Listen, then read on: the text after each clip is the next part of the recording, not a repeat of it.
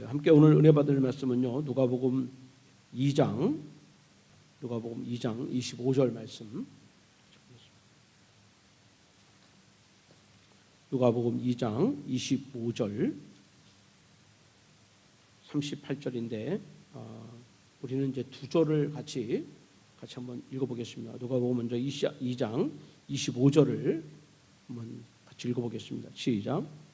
예루살렘에 시몬이라 하는 사람이 있으니 이 사람은 의롭고 경건하여 이스라엘의 위로를 기다리는 자라. 성령이 그 위에 계시더라. 아멘. 또 한 절은요, 38절입니다. 38절 같이 읽어봐요. 시작. 마침 이때에 나와서 하나님께 감사하고 예루살렘의 속량을 바라는 모든 사람에게 그에 대하여 말하니라. 아멘. 저는 오늘 본문을 중심으로 우리가 기다림으로 성취되는 믿음이다 하는 제목으로 여러분 말씀을 전하겠습니다.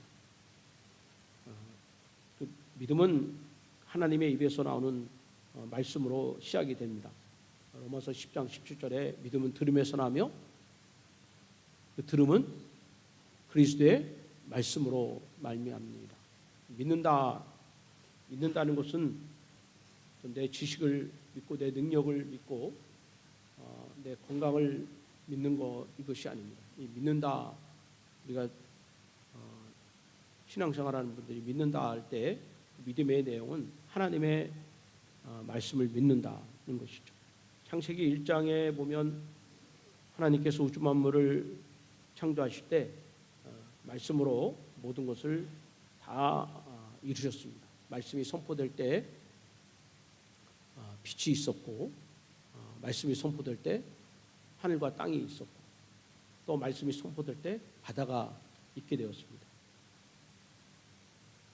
그래서 우리가 믿는다 그럴 때 그 하나님의 말씀을 믿는 것이고, 그리고 그 하나님의 입에서 나오는 말씀은 반드시 성취될 것을 믿는다, 말씀대로 이루어질 것을 믿는다, 이것을 우리가 믿는다, 이렇게 이야기를 하는 것입니다. 그러니까 하나님의 말씀을 믿음으로 받아들이고 그 말씀을 내 마음판에 새기고, 그 다음에 우리는 그 하나님의 말씀이 내 눈에서, 내 귀에서, 내 삶 속에서 이 하나님의 말씀이 그대로 실현되는 것을 우리는 기다려야 되는 것입니다. 믿음이 있더라도 이 믿음이 우리를 지배하지 못하는 거예요. 믿음이 빠져나갈 수도 있고, 이 믿음을 잊어버릴 수도 있고, 이 믿음에 대한 기대감이 없을 수 있습니다. 여러분, 그러면 안 됩니다. 내가 믿음을 들었으면 그 믿음의 말씀을 내 마음판에 새기고, 그리고 그 믿음이 내 안에 살아 있어야 되는 거예요. 그리고 믿음이 나의 삶 속에서, 가정에서, 자녀들에게, 또 교회 안에 이 믿음이 나타나도록 우리는 기다려야 되는 것입니다. 그래서 믿음의 사람은 기다리는 사람이에요.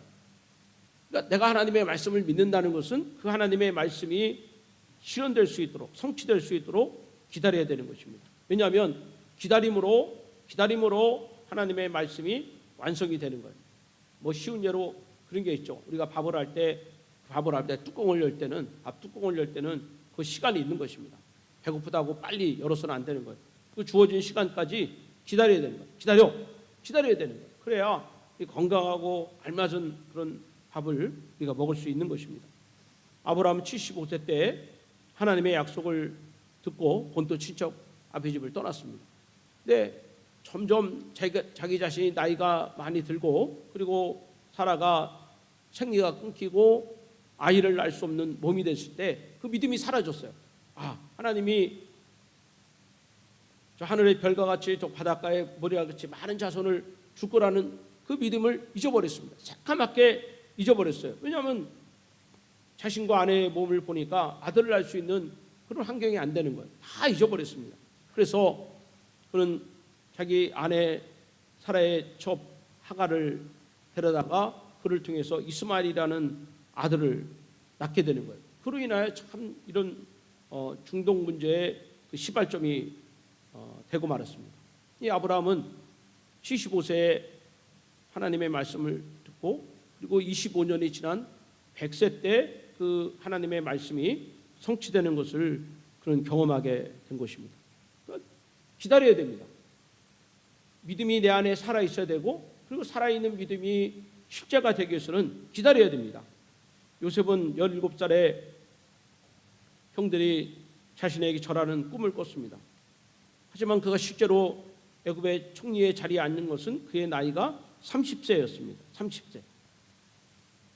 그러나 하나님이 자신에게 주신 꿈을 그런 믿음으로 바라보았고 그 꿈을 갖고 살아왔지만, 그러나 그 꿈이 이루어지는 그 과정에 보면 그런 형들의 시기 질투로 그런 팔려나가게 되고, 보디발의 집에 노예가 되고, 또 제수의 신분으로 13년간을 기다려야 되는 것입니다. 사랑하는 여러분, 내 안에 믿음이 있다 하는 것은 내 안에 하나님의 말씀이 있느냐, 그 말씀이 나를 변화시키고 있느냐, 이게 참 중요한 거고, 내 안에 믿음이 있느냐, 이 얘기는 나는 그 말씀이 이루어질 것을 늘 기대하며 살아가고 있느냐, 이것이 믿음의 중요한 핵심이 될 수가 있습니다. 아이를 임신한 여인이 아이를 출산하기까지는 10달의 시간을 기다려야 됩니다. 급하다고 5개월 만에 출산하는 그런 법은 없는 것입니다. 나무를 심고 난 후에 그 다음날 자라지 않는다고 뽑아버리는 그런 어리석은 사람은 없을 것입니다. 나무를 심은 다음에 물을 주고 그 다음에는 기다려야 됩니다. 예수님께서 십자가에 달려 죽으신 다음에 그리고 부활할 것을 제자들에게 말씀했어요. 그런데 그 12 제자들은 어느 누구도 예수님의 부활을 믿지 않았습니다. 예수님의 죽음으로 그들의 믿음도 끝난 것입니다. 예수님의 죽으심으로 예수님과 제자들의 관계가 끝났습니다. 아무도 부활을 믿지 않았어요. 때문에 예수님이 십자가에 못 박혀 돌아가신 다음에 그들은 다 주님을 버리고 배신하고 그런 딴 길로 가고 말았어요. 그 주님이 부활하시고 그들을 찾아다니면서 부활의 몸을 보이고 그리고 그 부활을 확인해 시켜준 것입니다. 왜 제자들은 예수님의 부활을 기다리지 않은 것일까? 믿음이 없기 때문에 그렇습니다. 주님의 부활을 믿지 않았기 때문에 그들은 각자 딴 길로 갈아갈 수밖에 없는 거예요. 만약 그들이 정말 주님의 부활을 믿었다면 그들은 사모함으로 3일간을 기다려야 했던 것입니다. 우리 인생 가운데 내가 생각하고 내가 계획하고 내가 목표로 한 것이 있습니다. 근데 어떤 것은 되는 것이 있고 안 되는 것이 있고, 어떤 것은 그 목표가 수정이 될 수도 있고 또 때는 변질될 수도 있고, 또 때는 꿈을 꿨지만 그것을 새카맣게 잃어버릴 때도 있는 것입니다. 그러나 하나님의 말씀은 반드시 응답이 되는 말씀이에요. 그 말씀은 곧 하나님이라는 거예요. 하나님이 살아있다면 하나님의 말씀은 반드시 응답되게 되어 있습니다. 그러니까 우리가 살아있으려면, 여러분들 신앙생활이 살아있으려면 여러분 안에 하나님의 말씀이 살아있어야 되는 것입니다. 내 꿈은 이루어지지 않더라도, 내 환경과 상황은 비록 어둡다 할지라도 여러분 믿음이 살아있다면, 하나님의 말씀이 살아있다면 하나님은 그 말씀을 이룸을 통해서 하나님은 영광을 받으시고 하나님의 뜻을 이 땅에 이루실 것입니다. 저는 이제 매주일마다 이 자리에 서서 여러분들에게 말씀을 전해주고 있습니다. 근데 제가 컴퓨터 앞에 서서 원고를 이렇게 치려고 그러면 하늘문이 열리고, 야 장목사야, 지금부터 내가 말할 테니 너 빨리 적어라, 그렇게 하는 법이 한 번도 없다는 거예요. 정말 답답한 마음에 예배당에 가서 무릎을 꿇고, 하나님, 제가 이번 주에 설교를 해야 됩니다. 저분들이 설교를 들으러 오실 텐데 제가 무슨 말씀을 전해드릴지 말씀해 주십시오. 그럼 하나님이 지금부터 내가 하는 말을 잘 기억했다가 성도들에게 전하거라, 그렇게 하시는 법이 한 번도 없다는 것입니다. 그러니 여러분, 설교를 해야 되고 여기 성경책에 하나님의 말씀은 잔뜩 기록되어 있지만 내가 전해야 될 말씀이 없는 것입니다. 나의 믿음이 없는 것이고 내가 받은 감동이 없는 것이에요. 그러니 여러분, 그 시간이 얼마나 괴롭고 고통스럽겠어요. 그래서 어느 토요일 날은 이렇게 본문을 정해놨다가 그 토요일 늦은 시간에 본문을 바꿀 때도 있어요. 이 본문을 바꾸면 좀 뭔가 풀려질까 싶은 생각에 본문을 바꾸지만 그거 다 똑같아요. 내 마음에 믿음이 없으니까 본문을 아무리 바꿔도 그게 감동이 없는 것입니다. 그렇게 몇 시간을 그렇게 머리를 쥐어짜고 마른 걸레 짜듯이 그렇게 머리를 쥐어짜고 참 괴로워하면서 힘들어하면서 그렇게 하나님께 말씀을 달라고 정말 간절히 구할 때 그때서야 하나님이 말씀을 주시는 거예요. 그때서야 본문을 주시고 은혜를 주시면 그것을 가지고 종잣돈 가지고 살림을 하듯이 장사를 하듯이 그걸 가지고 이제 말씀을 이제 풀어나가고 그러는 거예요. 그런 일들이 매주마다 반복되는 거예요. 그러니까 엎드릴 수밖에 없고 기도할 수밖에 없고 또 중요한 것은 기다릴 수밖에 없는 것입니다. 기다려야 되는 것입니다. 여러분 이제 축구를 다 보셨잖아요.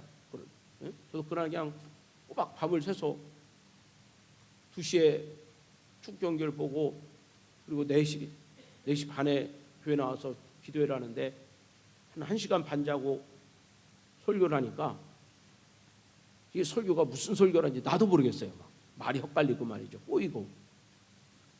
근데 우리나라가 정말 기적적으로 포르투갈을 2대1로 이겼어요. 이겼고 제가 우리 식구들끼리 서로 예상 점수를 얘기하자 그랬는데 제가 2대1로 써놨어요. 2대1로.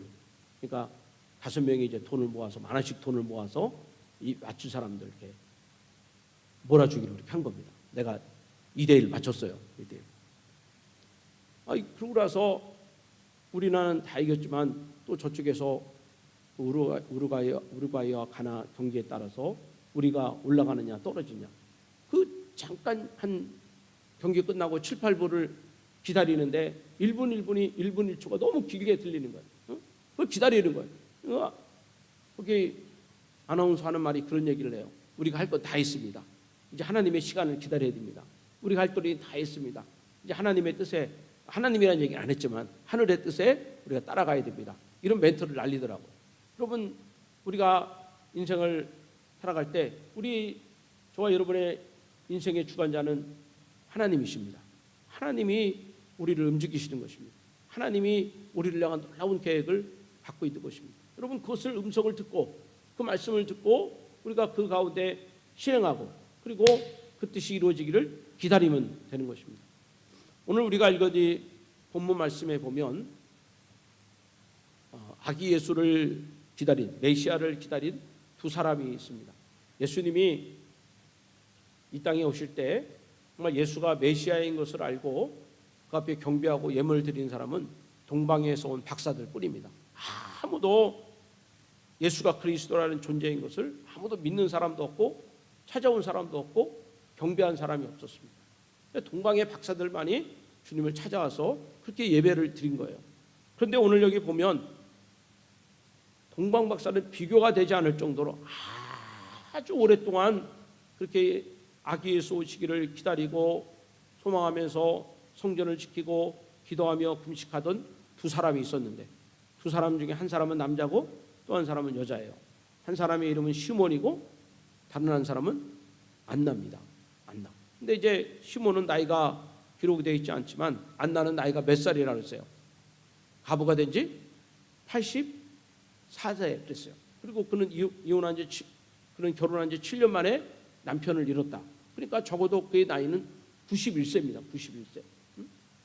아주 고령의 나이예요.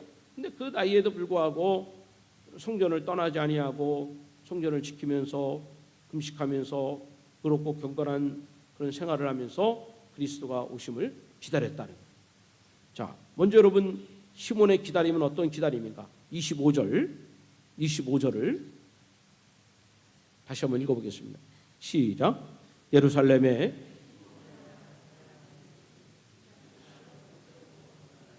이스라엘의 위로를 기다리는 자라 성령이 그 위에 계시더라. 아멘.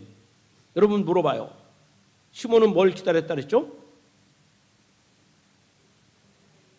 이스라엘의 위로를 기다렸다. 이 시몬은 이스라엘의 위로를 기다렸다. 이게 무슨 얘기입니까? 예수님이 오시기 전에 그 이스라엘은 로마의 지배 국가였습니다. 로마에서 모든 것들을 다 강탈당한 눌려있는 그런 사람이었습니다. 또 종교적으로는 구약 말라기 성경 이후에 하나님의 말씀이 끊어진 지 400년이 되었다 그랬습니다.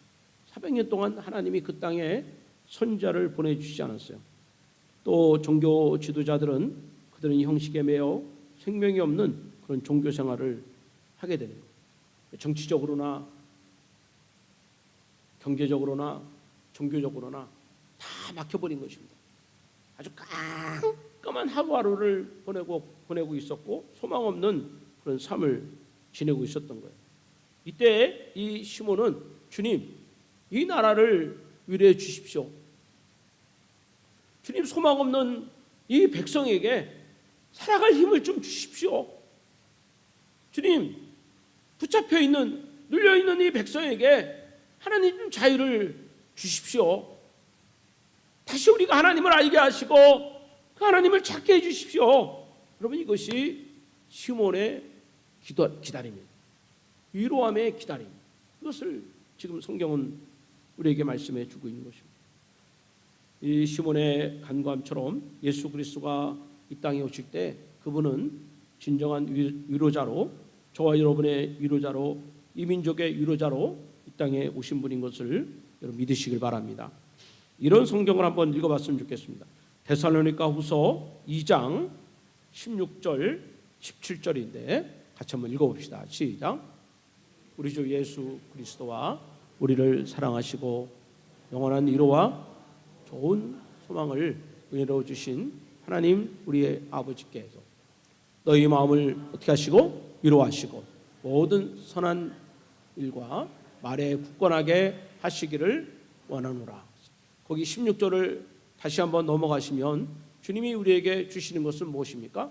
영원한 위로와 좋은 소망을 은혜로 주신다는 거예요. 그러니까 주님이 우리에게 주시는 선물이 있다면 영원한 위로라는 거예요. 영원한 위로.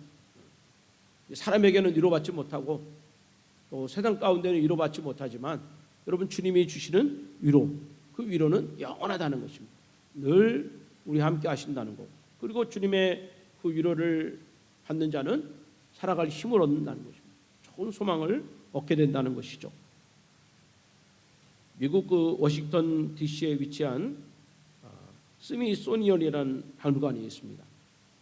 이것은 모든 분야의 자료를 아주 소장한 종합 박물관으로 아주 세계 최대 규모를 자랑하는 곳이죠. 근데 이 박물관 안에는 아브라함 링컨이 암살당하는 날 1865년 4월 14일 날 그날 암살당하는 그 링컨의 주머니에 들어있던 물품이 이 박물관에 전시되어 있다고 합니다. 그것은 손수건 한 장, 또 시골 소녀가 선물한 주머니 칼, 그 다음에 그의 안경집, $5 지폐 한 장, 그리고 신문 기사를 스크랩한 낡은 신문 조각이 그 유품이었습니다. 그 링컨의 유품 중에서 사람들에게 눈길을 끈 것은 그 신문 조각이었습니다. 그 신문 조각에 이런 기사가 기록이 되어 있습니다. 에이브러함 링컨은 역대 정치인들 중에서 최고의 정치인이다. 그는 어느 한 사람의 연설문이 거기에 실려 있었습니다. 에이브러함 링컨은 역대 정치인들 중에서 최고의 정치인이다. 링컨은 그 시시로 그 신문 스크랩을 얼마나 자주 보았던지 신문 조각이 너덜너덜 할 정도였다는 것입니다. 그런 한 나라를 이끌어가는 그런 정치적인 리더인 것이고, 그리고 노예 해방운동을 하는 사람입니다. 그리고 그는 그 과정 속에서 많은 반대자가 있었고 비난자가 있었고 그것을 헤쳐나가야 되는 이런 도전 정신이 필요했는데 그때마다 많이 좌절되고 힘이 들었던 것이죠. 그리고 그는 그 신문 스크랩, 에이브러함 링컨은 역대 정치인 중에서 최고의 정치인이다. 그런 그 짧은 글이지만 그 신문 기사를 자기 호주머니에 놓고 다니면서 힘들 때마다, 좌절될 때마다, 그것을 꺼내보면서 그런 위로를 받았다는 것입니다. 여러분, 예수님이 이 땅에 오셔서 행하신 일들은 위로자의 그런 위로자로서 어떤 분들을 주님은 안아주시고 만져주셨다는 거예요. 예수님은 5번이나 이혼을 당하고 세상 사람들에게 손가락질 당하는 사마리아 여인, 그 여인을 주님이 찾아가 주셔서 그 여인을 위로해 주셨습니다. 새로운 마음을 주셨습니다. 세리장 삭개오는 돈은 있고 직장은 있으나 이미 이웃들에게 미움을 받고 따돌림을 받으며 살아가고 있었습니다. 그러니까 예수님을 보기 위하여 나무에 올라갔을 때 예수님은 삭개오의 이름을 불러주시고 그리고 그의 집에 가서 함께 식사하시면서 그의 마음을 위로해 주셨어요. 그가 할 수 없는 것을 하게 하시고 볼 수 없는 것을 보게 하시고 할 수 없는 것을 용기를 내게 하셨습니다. 가나마다 현장에 잡혀서 돌에 맞아 죽을 수밖에 없는 그 여인을 주님은 정죄하지 않고 그의 죄를 다 용서해 주시고 그리고 새로운 삶을 출발하도록 하나님이 위로해 주셨습니다. 저는 2022년 한 해를 정신없이 달려온 여러분들에게도 성탄의 주님이 주시는 그런 주님의 위로가 여러분과 함께 하시기를 주님의 이름으로 축원합니다. 미국 올랜도에 있는 그 비전교회 슬로건이 하나 있다고 합니다. 잘하면 박수를 쳐주십시오. 잘못하면 더 박수를 쳐주십시오. 격려하고 박수를 쳐주는데 무슨 돈이 필요하겠습니까? 그냥 쳐주는 거 더 힘차게 한번 쳐주십시오. 그렇게 박수를 쳐주면 듣는 사람이 힘이 날 것이고 박수를 치는 나는 건강해지지 않겠습니까? 여러분, 오늘 한 해 동안 살아온 동안에 우리는 참 후회스럽고 절망스럽고 낙심된 그런 일들이 얼마나 많이 있겠습니까? 그러나 여러분 정말 잘 살아오셨습니다. 여러분 정말 어려운 길을 걸어오셨습니다. 그리고 지난날 나의 연약함과 실수는 2024년 새해에 하나님께서는 그것을 반드시 새 것으로 리폼을 하십니다. 하나님 더 좋은 것으로 여러분들에게 안겨주실 것입니다. 여러분, 과거의 것들, 자전거 버려진 자전거로 황소머리를 만든 그 피카소처럼 여러분, 내가 볼 때는 실패하고 낙심한 인생이라 할지라도 여러분 다시 그리스도 예수 안에서는 그것이 새로운 것이 되고 소망의 것이 되고 기쁨의 것이 되고 말할 수 없는 간증의 창조물이 될 줄로 믿습니다. 그러면 저는 2022년 12월 첫째 주까지 여러분 믿음의 길을 달려오고 가정을 잘 지키고 여러분 직장생활 잘해온 여러분들에게 저는 여러분 담임 목사로서 격려의 박수를 여러분에게 보내드립니다. 여러분 참 수고하셨습니다. 할렐루야, 할렐루야. 맞습니다.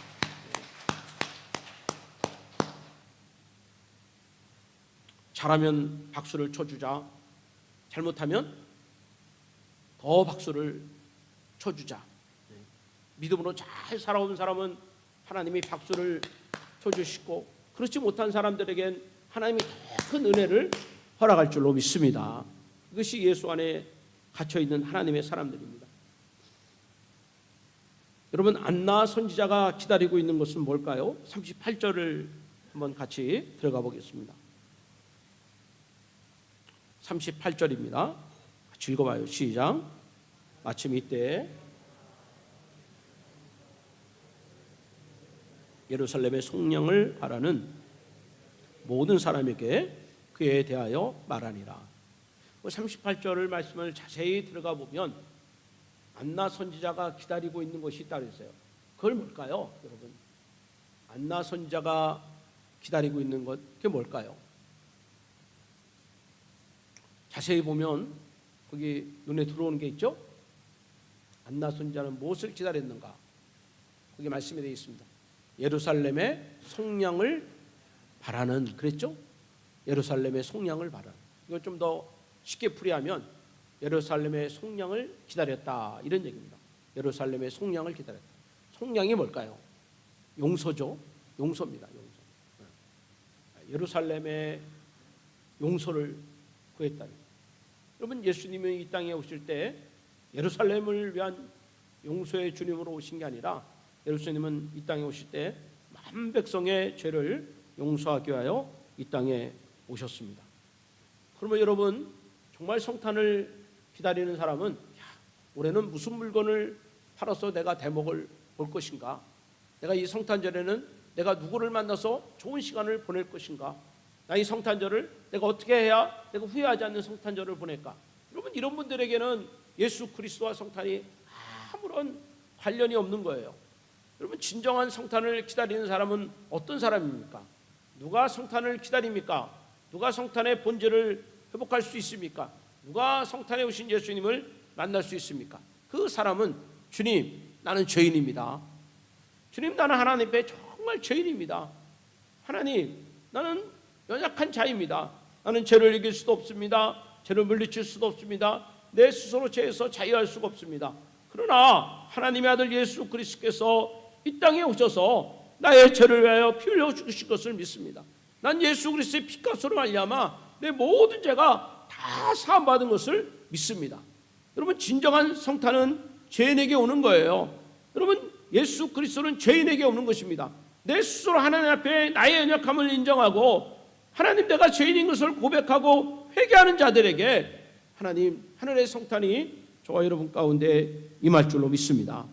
성탄의 복음은 무엇입니까? 그것은 우리의 모든 죄를 다 사해 주시는 죄사함의 축복이라는 것입니다. 성탄의 은혜는 죄사함의 은혜인 것입니다. 지옥에 간 부자와 천국에 간 나사로 이야기를 여러분이 알고 있습니까? 이 두 사람의 이야기를 통해서 우리는 무엇을 깨달아야 됩니까?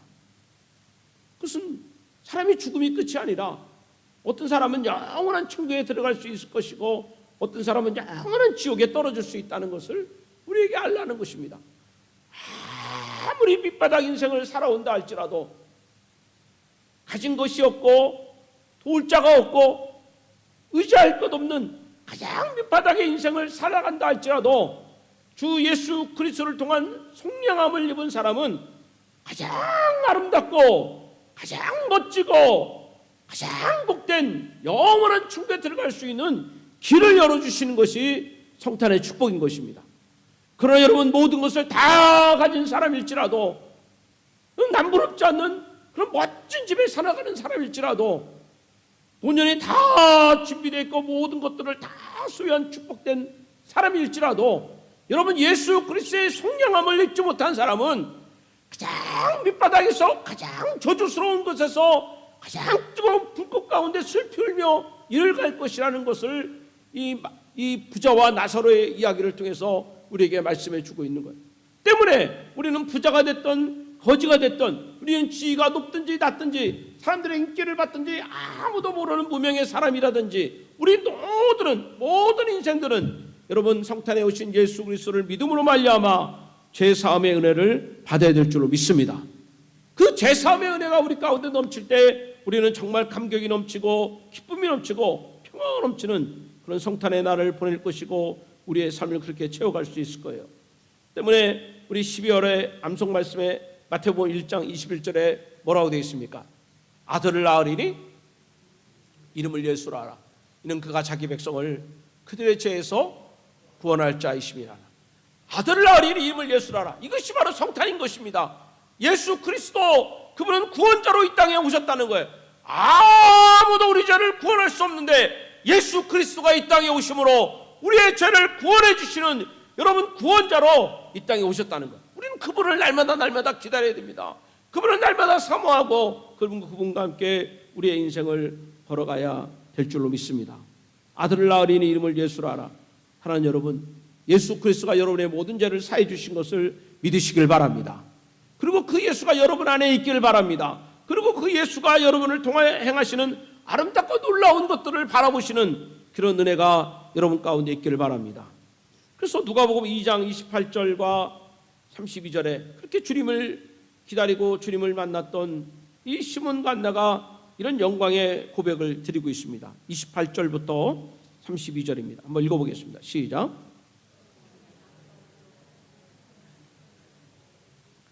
주제여 이제는 말씀하신 대로 종을 편안히 도와주시도다. 나 뭐라 그랬습니까? 내 눈이 주의 구원을 보았사오니 이는 만민 앞에 예비하신 것이요 이방을 비추는 빛이요 주의 백성 이스라엘의 영광이니이다. 아멘. 여러분, 내 눈이 주의 구원을 보았다는 것. 하나님이 이 땅에 구원을 주시기로 약속하셨습니다. 그러나 여러분, 그 구원을 기다리는 사람이 없습니다. 각자가 자기의 삶을 따라 시간들을 보낼 것입니다. 그런데 이 시몬은 그 구원을 기다렸어요. 하나님, 억눌린 자, 갇힌 자, 슬픈 자, 외로운 자, 주님, 우리를 이루하여 주시옵소서. 우리에게 자유와 평안을 더하여 주시옵소서. 그렇게 기다렸단 말이죠. 그랬더니 하나님께서 시몬에게 은혜를 베풀어 주시오. 내 눈이 주의 구원을 보았사오니. 여러분, 기다리는 자에게 하나님의 구원의 은혜가 임할 줄로 믿습니다. 기다린 자에게 말씀이 실제가 되는 역사가 나타날 줄로 믿습니다. 때문에 우리는 이 시몬과 안나를 통하여 이 땅에 다시 오실 예수 그리스도를 기다리는 그런 믿음이 또한 우리 가운데 회복이 되어야 될 줄 믿습니다. 예수님은 승천하시기 전에 제자들에게 이렇게 말씀하셨습니다. 사도행전 1장 11절입니다. 가로되 갈릴리 사람들아, 어찌하여 서서 하늘을 쳐다보느냐?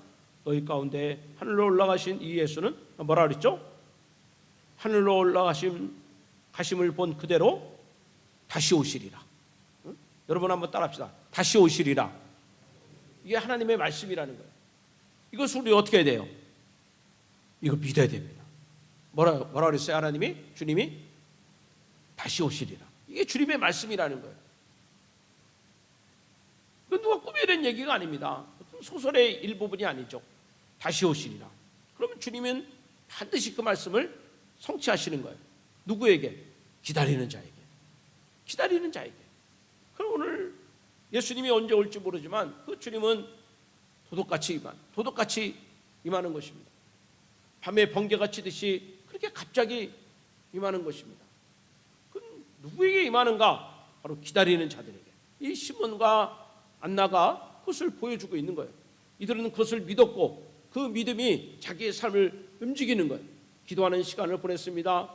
의로운 시간을 보냈습니다. 경건한 시간을 보냈습니다. 금식하는 시간을 보냈습니다. 성전에서 함께하는 시간을 보냈습니다. 왜 그렇게 했을까요? 기다리기 때문에 그런 시간을 보낸 것입니다.